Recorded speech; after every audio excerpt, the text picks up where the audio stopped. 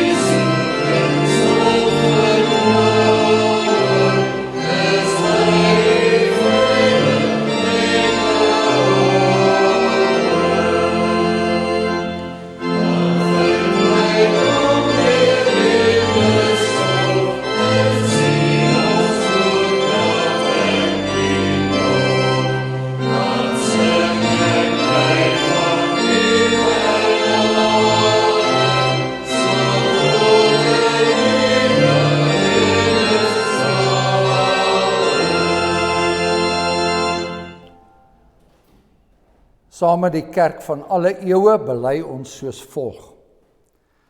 Ek glo in God die Vader, die Almagtige, die skepper van die hemel en die aarde. En ek glo in Jesus Christus, sy eniggebore Seun, ons Here, wat ontvang is van die Heilige Gees, gebore uit die maagd Maria, wat gelei het onder Pontius Pilatus, gekruisig is, gesterf het en begrawe is, en neergedaal het na die hel, wat op die 3de dag weer opgestaan het uit die dood, en opgevaar het na die hemel, en sit aan die regterhand van God die Almagtige Vader, waarvandaan hy sal kom om die lewendes en die dooies te oordeel. Ek glo in die Heilige Gees, ek glo aan 'n heilige algemene Christelike kerk, die gemeenskap van die heiliges, die vergewing van sondes, die opstanding van die liggaam en 'n ewige lewe. Amen.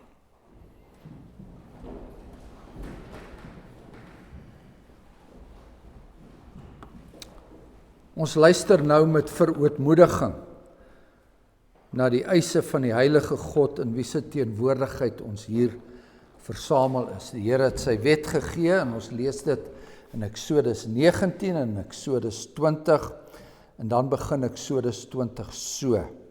Toe het God al hierdie woorde gespreek en gesê, ek is die Here jou God, wat jou uit Egipte land, uit die slawehuis uitgelei het.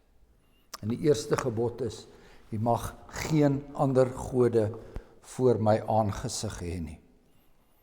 Tweede gebod is, jy mag vir jou geen gesneede beeld of enige gelykenis maak van wat bo in die hemel is, of van wat onder op die aarde is, of van wat in die waters onder die aarde is nie.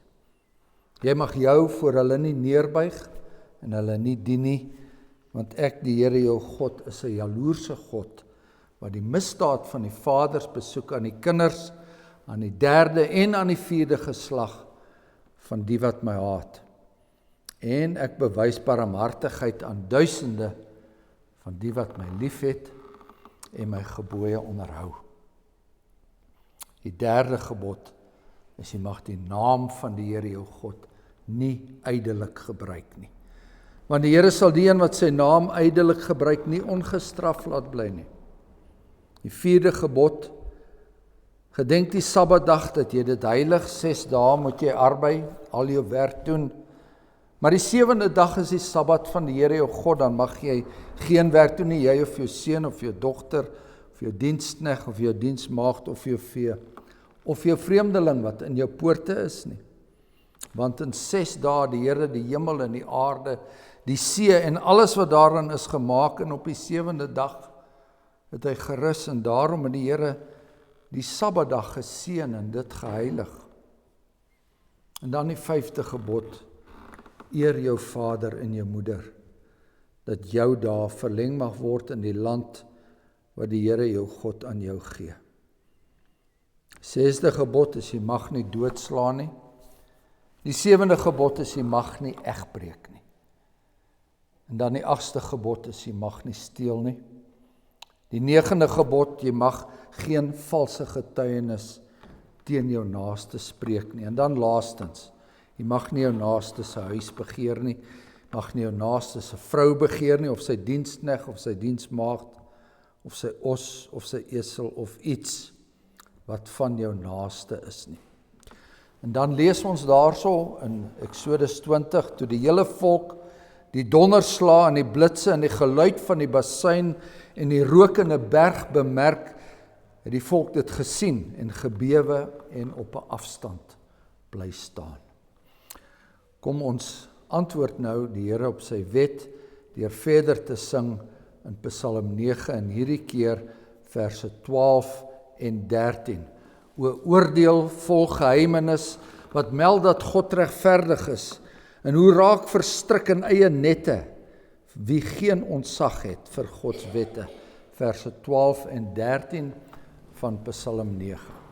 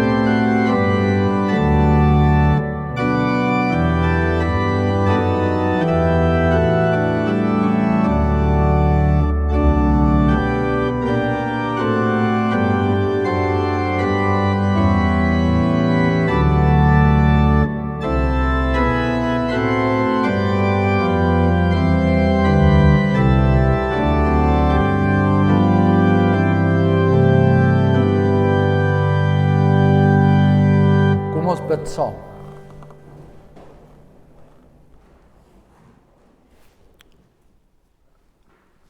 Driemaal heilige God, Vader, Seun en Heilige Gees.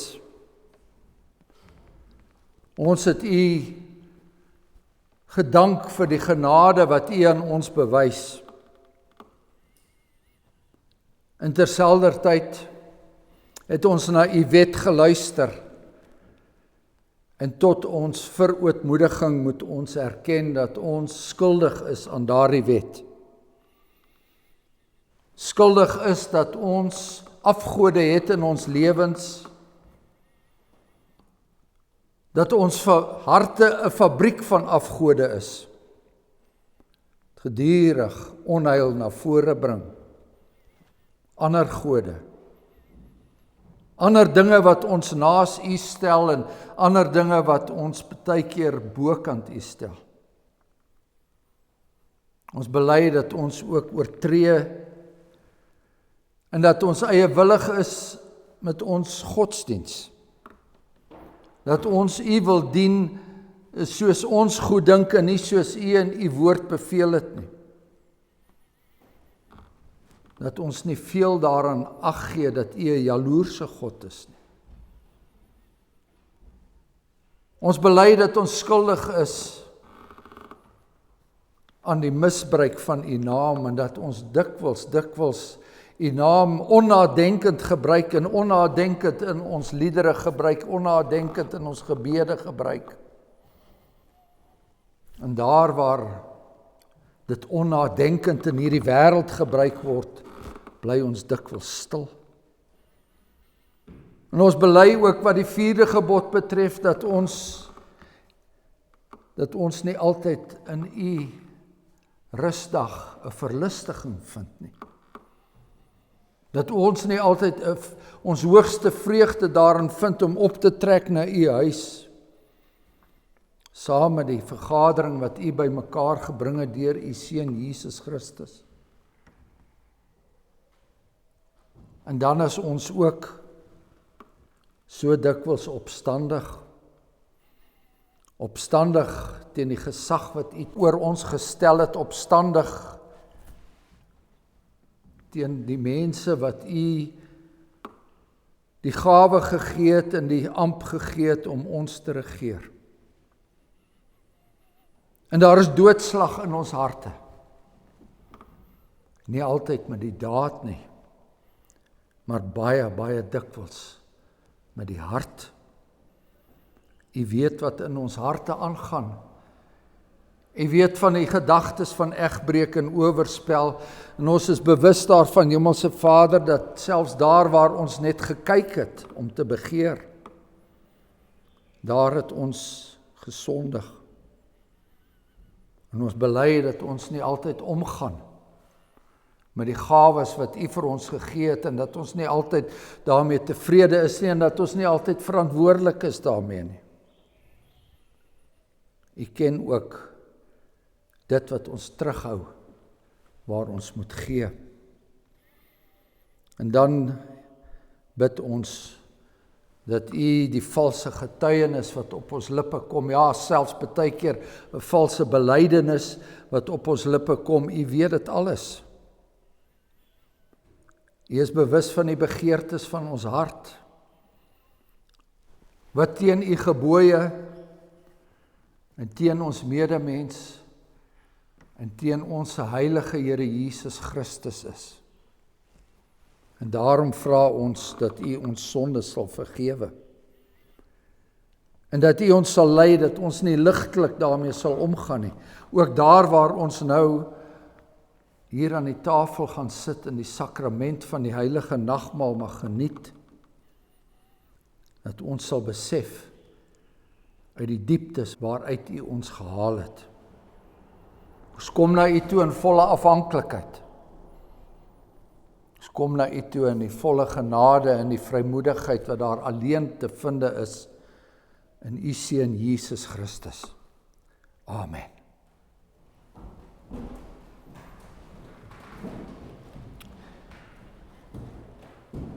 Ons lees uit die brief aan die Hebreërs in die 12de hoofstuk, baie bekende hoofstuk, veral daardie gedeelte wat begin met die Christelike wedloop, wat begin met die gedeelte wat sê dat ons 'n wolk van getuies uit die Ou Testament het, dis hoofstuk 11, maar dan word ons aangemoedig in hoofstuk 12 om te volhard met die wedloop, die Christelike wedloop. En dan vanaf vers 14 lees ons soos volg. Hoofstuk 12 vers 14. Jaag die vrede na met almal en die heiligmaking waarsonder niemand die Here sal sien nie. En pas op dat niemand in die genade van God veragter nie. Dat geen wortel van bitterheid opskiet en onrus verwek en baie hierdeur besoedel word nie. Laat niemand 'n hoereerder wees nie, of 'n onheilige soos Esau, wat vir een spysgereg sy eersgeboorte reg verkoop het. Want julle weet dat hy, toe hy ook later die seun wou beerwe, verwerp is. Want hy het geen geleentheid vir berou gevind nie, al het hy dit met trane vurig begeer. Want julle het nie gekom by 'n tasbare berg nie, en 'n brandende vuur en donkerheid en duisternis en storm, en basuingeklank en die geluid van die woorde waarby die hoorders gesmeek het, dat hulle geen woord meer sou toegevoeg word nie. Want hulle kon die gebod nie verdra nie. Selfs as 'n dier die berg aanraak, moet dit gestenig word of met 'n pyl neergeskiet word. En Moses, so vreeslik was die gesig, het gesê, ek is verskrik en ek sidder.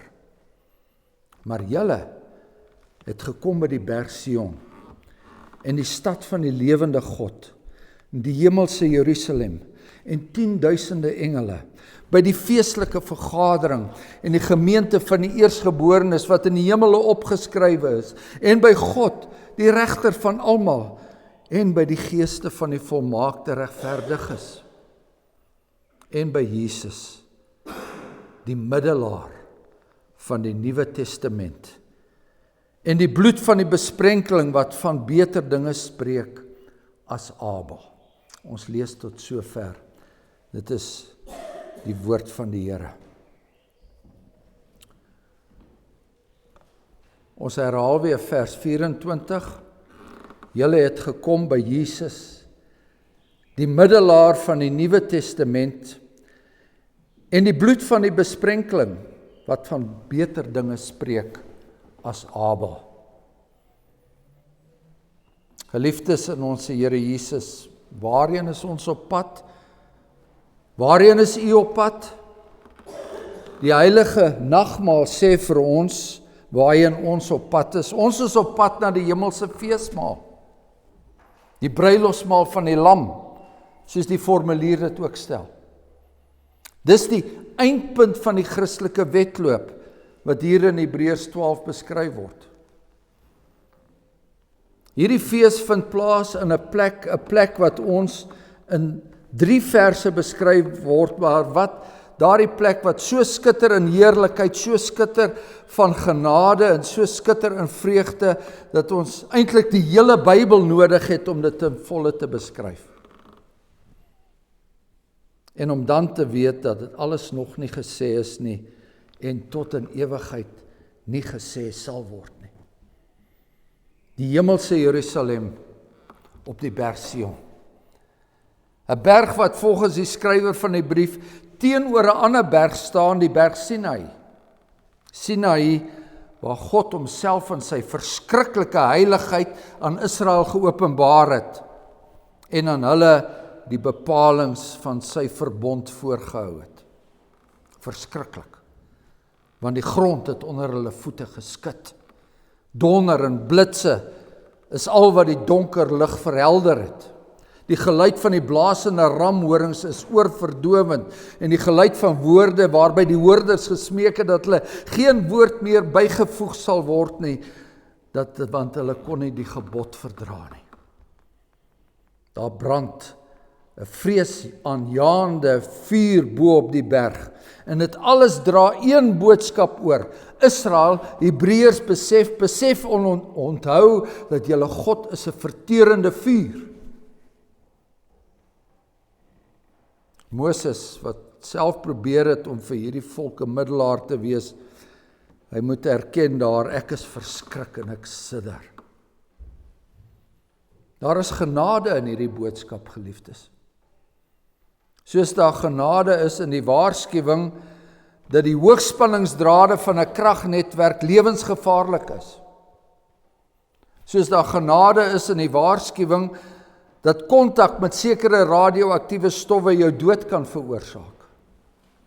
Om te verstaan dat God heilig is en dat jy 'n nietige sondaar mens is, dit plaas jou op die eerste trap van God se genade. En die Hebreërs aan wie hierdie brief gerig was, veral hulle moes dit hoor, Hulle wat volgens die res van die brief weer probeer het om die bepalings van die ou verbond na te kom. Weer wou terugkeer na die onderhouding van die Joodse godsdiens om daardeur God te behaag. Nou jy weet broeders en susters, as 'n mens hierdie gedeelte vinnig lees, dan is 'n mens geneig om te dink dat die beskrywing van die berg Sinaï nie veel betrekking op ons tyd het nie, maar dit het. Nie net wat die absolute heiligheid van God betref nie, maar ook die dwaasheid daarvan om terug te keer na die ou Joodse geloof, of soos baie deesdae wil, die Hebrew Roots Movement. Die Hebreërs het onder baie moeilike omstandighede geleef, hulle het swaar gekry, ekonomies, polities, godsdienstig, en onder sulke omstandighede, veral geld die spreekwoord, benoude katte maak benoude spronge. Miskien moet ons terugkeer na die wet. Jy hoor dit vandag ook weer.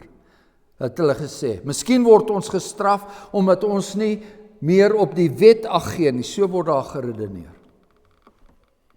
En jy weet, dit is wat soveel Afrikaners vandag weer probeer doen, na mate die omstandighede in die land uitrafel, na mate die nood al hoe meer begin druk, begin ons ou volkie weer al hoe meer wetties raak. Het begin met die gebruik van Hebreëse godsname, of hulle word ook miskien nou sabbatariërs, hulle hou op om varkvleis te eet, hulle begin weer om hulle seuns te besny, sommige hou weer 'n loofhuttefees of so iets, hulle blaas weer die ramshoring soos getroue Jode en so meer. Hulle wil graag Hebreërs wees.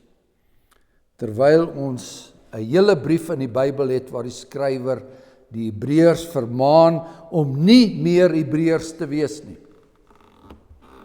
Oppas, lees ons in die skrif, daar skuil net soveel gevaar in wettisisme as om totaal bandeloos te lewe. En so waarsku die apostel Paulus dan ook, want hy skryf die volgende aan Galasiërs en ook aan alle ander drywers van Joodse wette. Hy sê almal wat uit die werke van die wet is onder die vloek. Want daar is geskrywe, vervloek is elkeen wat nie bly in alles wat geskryf is in die boek van die wet nie, om dit te doen nie. Dis Galasiërs 3 vers 10. Sinaï is 'n verskriklike plek. Moenie daardie berg probeer uitklim nie. En dit is juis vanweë Israel se onvermoë om die bepalings van die ou verbond na te kom, wat gemaak het dat God vir hulle 'n ander berg gegee het, dat God vir hulle 'n nuwe verbond gegee het, en dat God vir hulle 'n middelaar gegee het. Maar jy weet, broeders en susters, lees ons die skrif noukeurig, dan kom ons agter, dis nie so seer die vrees vir die ou berg Sinaï, wat maak dat God se kinders na Sion toe gaan nie. Nie vrees nie, maar verlange. Verlange, welsalig is die mensekind, wat al sy sterkte in U mag vind, en op mag gaan na Sions hoogte. Waarvoor staan Sions hoogte? Sion staan vir daardie plek waar die verhouding tussen my en my hemelse Vader weer herstel is.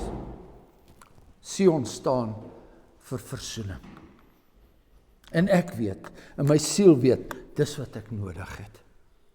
So nodig het. Dis wat maak dat ek die nagmaalbeker met al twee hande vasgryp. Soos Dawid in Psalm 23, juig ek oor daardie beker, want daardie beker loop oor. Die beker getuig nie net van versoening nie, maar dit loop ook oor. Het loop oor van die seëninge van die huis van die Here. En daar waar ek en Dawid sal bly, tot in lente van dae. Dit loop oor van die seëninge van die hemelse Jerusalem, die stad van die lewende God.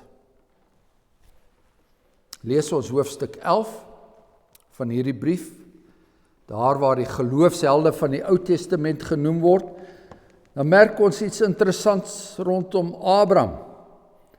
Dit was nie sy afkeer aan die heidendom van waar die Here hom geroep het wat hom laat trek het nie. Ook nie sy begeerte na die land Kanaan nie. Selfs nie eers sy behoefte aan 'n nageslag is dit wat hom gedryf het nie. Nee, dit was iets anders. Daar staan, Abraham het 'n stad verwag.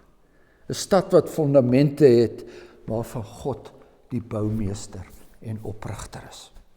En dan lees ons verder, dat daardie gelowiges die Here se beloftes uit die verste gesien het, en in die verte geglo het, en in die verte begroet het, en dat hulle 'n beter vaderland gesoek het, en dat hulle na 'n hemelse vaderland verlang het.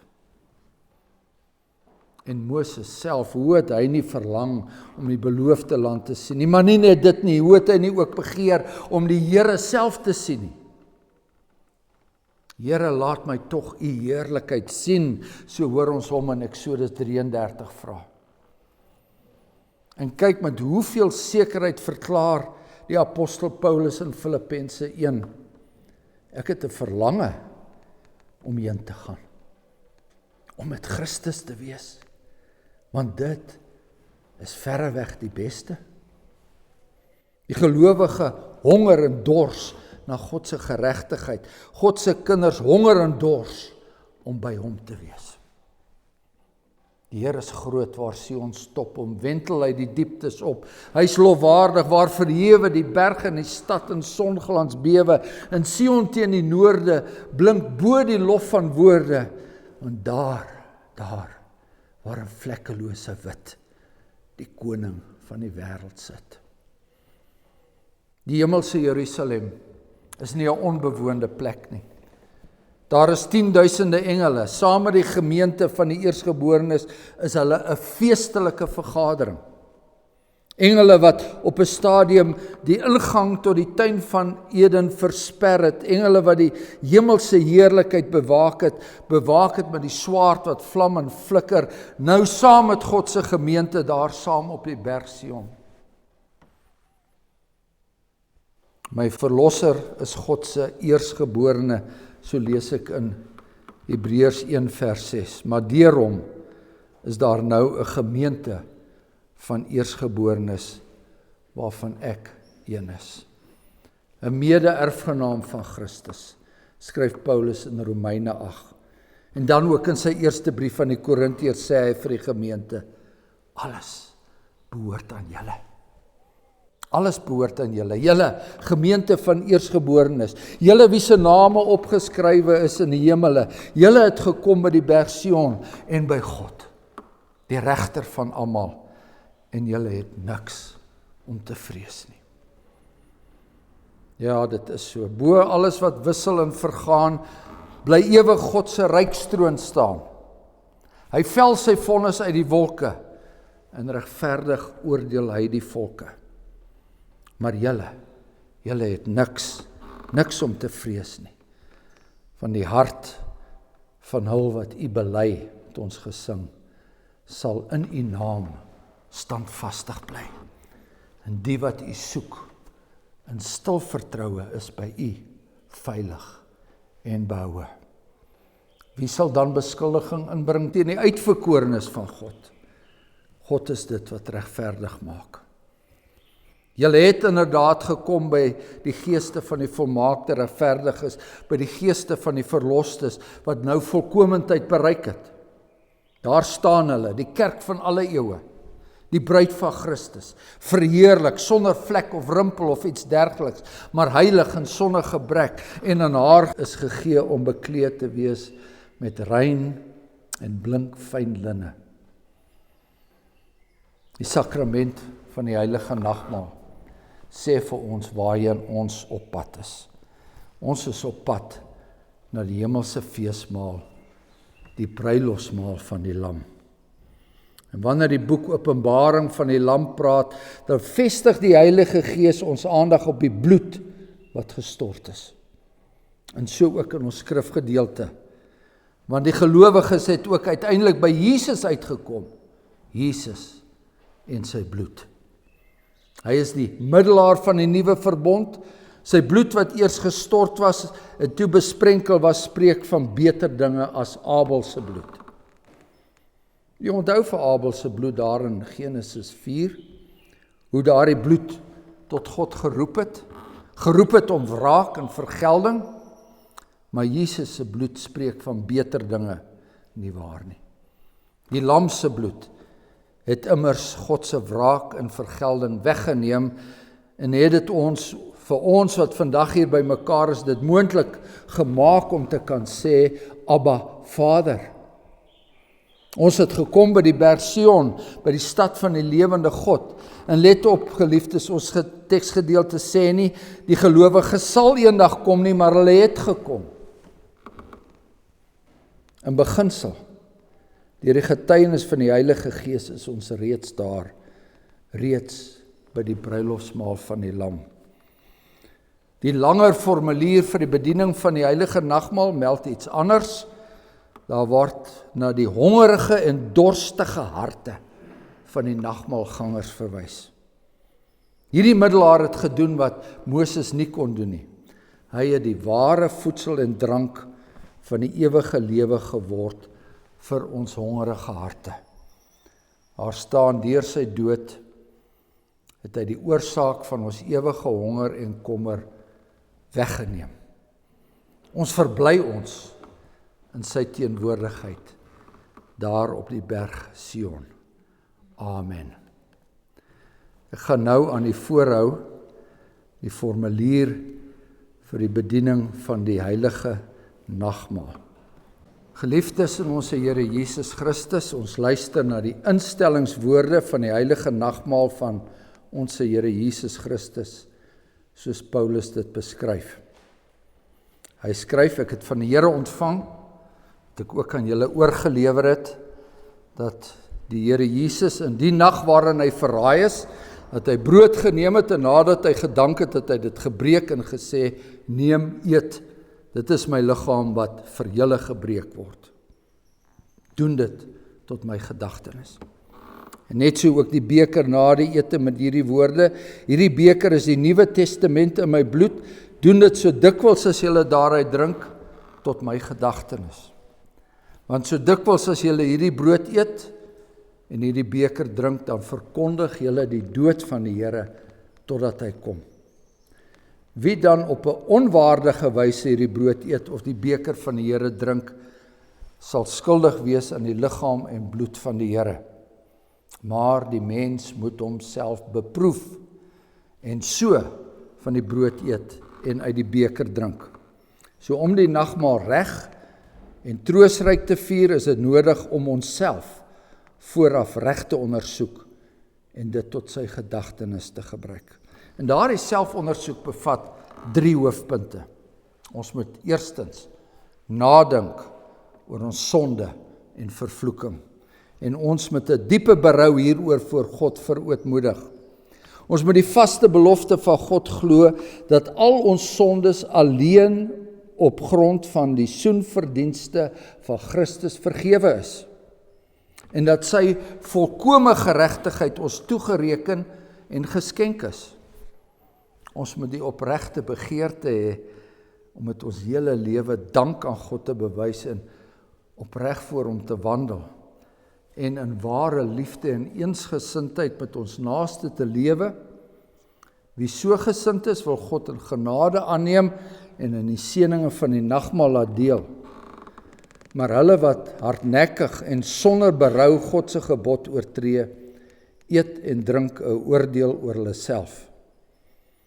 En daarom verkondig ons aan alle afgodsdienaars, towenaars en waarsêers en die wat in hulle glo, godslasteraars en skeermakers in kerk en staat, mynediges en ongehoorsaames, moordenaars en twissoekers, egbreekers, hoereerders, dronkaards, diewe, rowers, dobbelaars en gierigaards, om nie na die nagmaal van die Here te kom nie.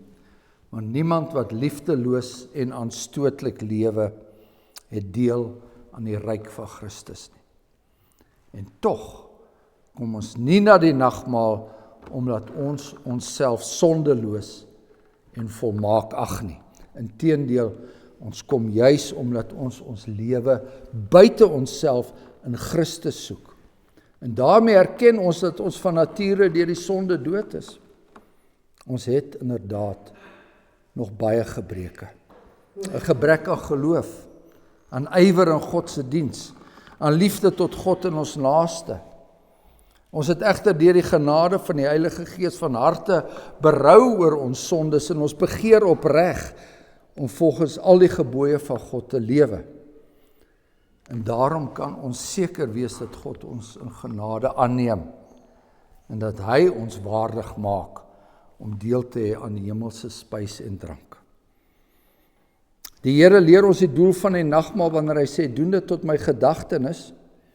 Om dit te doen moet ons opreg glo dat hy deur die Vader na hierdie wêreld gestuur is, dat hy ware mens geword het en dat hy as sondelose lam die toorn van God gedurende sy hele lewe op aarde vir ons gedra het. Hy het met volmaakte gehoorsaamheid God se wet vir ons vervul. Hy het ons smaad gedra sodat ons nooit weer tot skande sou word nie. Hy is onskuldig ter dood veroordeel sodat ons voor die gerig van God vrygespreek kan word. Hy is aan die kruis gespyker om die skuldbrief van ons sondes vas te naal. En so het hy ons vervloeking op hom geneem om ons met sy seun te vul. Hy het helse pyn en smart en bange God verlatenheid gelei toe hy uitgeroep het, my God, waarom het U my verlaat? Sodat ons nooit weer deur God verlaat sou word nie. Eindelik het hy met sy dood en bloedstorting die ewige genadeverbond bekragtig met hierdie woorde, dit is volbring. Wanneer ons so aan hom dink, dan word die tekens van die brood en die wyn telkens weer 'n versekering dat hy hom in ons plek oorgegee het en dat hy ons so seker met sy liggaam en bloed voed as wat ons die brood en wyn eet en drink. En so wil die lewende Christus deur sy Gees ons van sy liefde verseker en ons tot die vaste wete bring dat ons ook tot hierdie genade verbond behoort.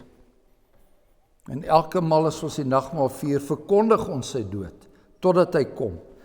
En daarom laat die fees van die nagmaal ons ook met 'n groot verlange uitsien na die bruilofsmaal van die Lam. En so leer die nagmaal ons om die enige kruisoffer van ons Here Jesus Christus as die enigste grondslag van ons saligheid in die geloof te omhels. Daar is sy liggaam gebreek en sy bloed vergiet tot 'n volkome versoening van al ons sondes. Het hy vir ons die ware voedsel en drank van die ewige lewe geword, en deur sy dood het hy ook vir ons die lewendmakende Gees verwerf, wat ons aan Christus in 'n ware gemeenskap verbind en in al sy rykdomme laat deel. En daardie selfde Gees bind ons ook saam as lede van een liggaam in ware liefde. Omdat ons almal aan die een brood deel het, is ons almal een liggaam en daarom moet ons almal wat deur die geloof in Christus ingelyf is, hierdie eenheid in woord en daad en in liefde teenoor mekaar bewys. Mag God deur sy Gees ons daartoe help.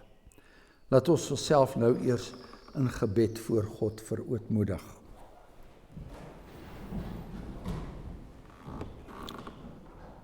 Barmhartige God en Vader, ons dank U dat ons die troostryke gebeurtenis van U Seun Jesus Christus se bittere dood mag gedenk. En ons bid U gee deur die Heilige Gees 'n opregte vertroue in ons hart om ons al meer aan U Seun oor te gee, sodat ons met hom die hemelse brood verkoop word en nie meer in ons sondes, maar in hom mag lewe.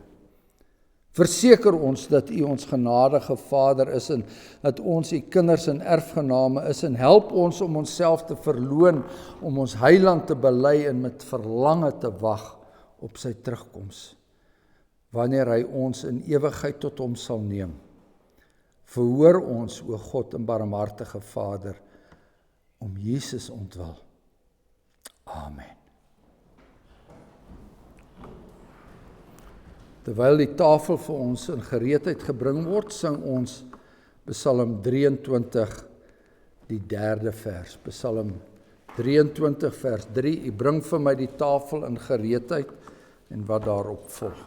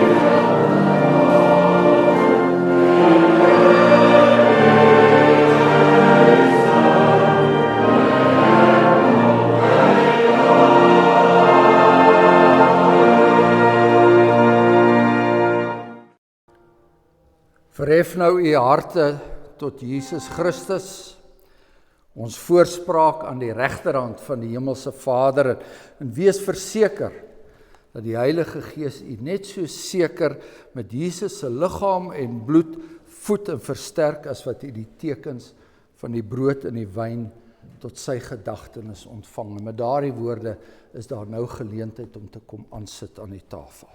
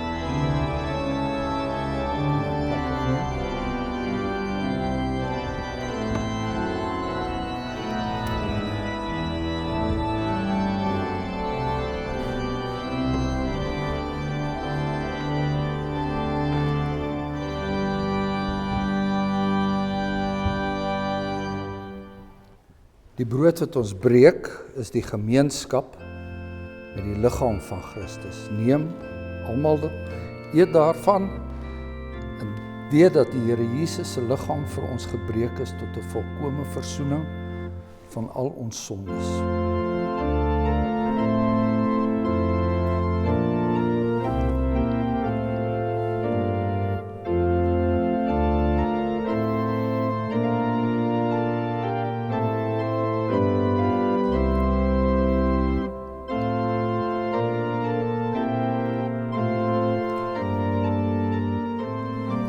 Die beker van danksegging wat ons met danksegging seën, is die gemeenskap met die bloed van Christus. Neem, drink almal daaruit, gedenk en glo dat sy bloed vir ons gestort is tot 'n volkomme versoening van al ons sondes.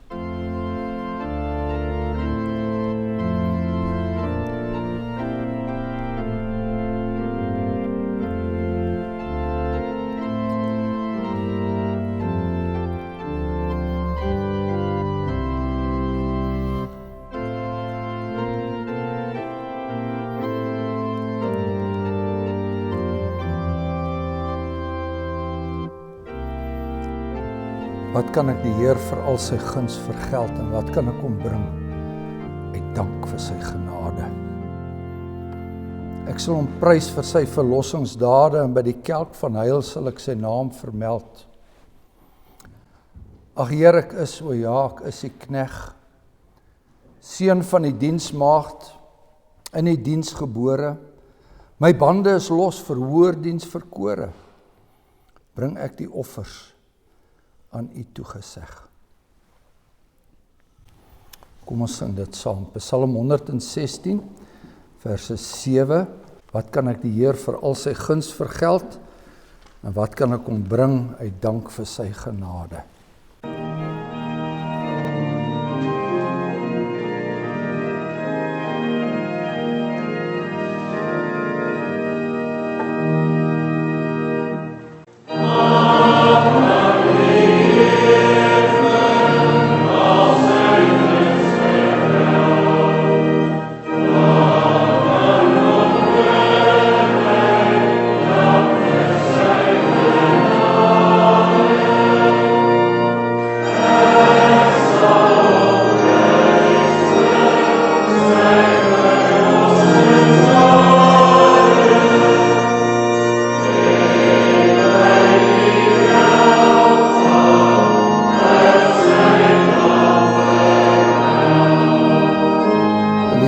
Omdat die Here ons met die hemelse brood verkoop het, laat ons almal in dankbaarheid sy naam loof en prys met hierdie woorde.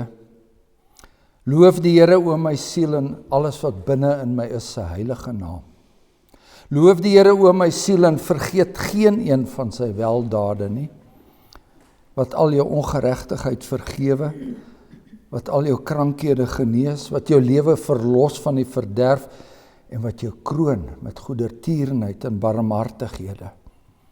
Barmhartig en genadig is die Here, langmoedig en groot van goedertierenheid, want so hoog as die hemel is bo die aarde, so geweldig is sy goedertierenheid oor die wat hom vrees. En so ver as wat die ooste verwyderd is van die weste, so ver verwyder hy ons oortredinge van ons. En soos 'n vader hom ontferm oor sy kinders, so ontferm die Here hom oor die wat hom vrees. Hy het self sy eie seun nie gespaar nie, maar hom vir ons almal oorgegee. En hy het ons alles genadiglik met hom geskenk. En daarom sal ons mond en hart die lof van die Here verkondig, van nou af tot in ewigheid. Amen. Kom ons bid saam. Barmhartige God en Vader, ons dank U en ons loof U dat U die heerlike beloftes van die evangelie met hierdie nagmaal in ons bekragtig. Ons dank U dat U U enige gebore seun geskenk het as middelaar en as offer vir ons sondes, en ons dank U vir die ware geloof waardeur ons deel kry aan die offer van U seun. En nou bid ons U deur die werking van die Heilige Gees dat ons deur die verkondiging van die dood van ons Here, dat ons daagliks sal groei in die geloof en in die heerlike gemeenskap met Christus, om sy naam ontwil. Amen.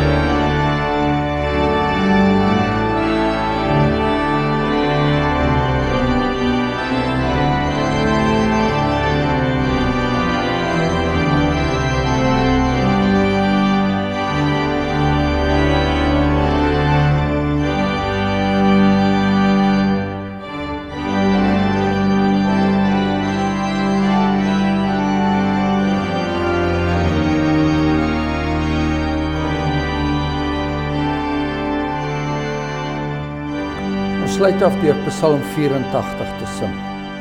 Psalm 84, een van daardie liedere waar die psalmdigter getuig van sy verlange om daar by die Here in Jerusalem te wees.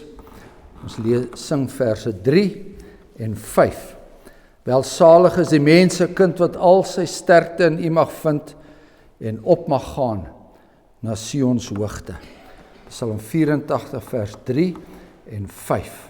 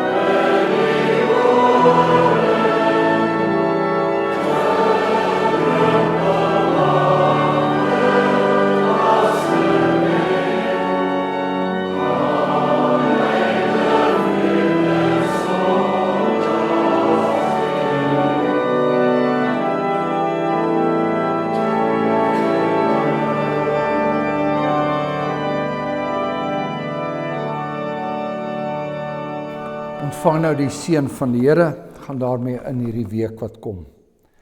Die genade van die Here Jesus Christus, die liefde van God die Vader, die troostryke gemeenskap van die Heilige Gees, dit sy en dit bly by u almal. Amen.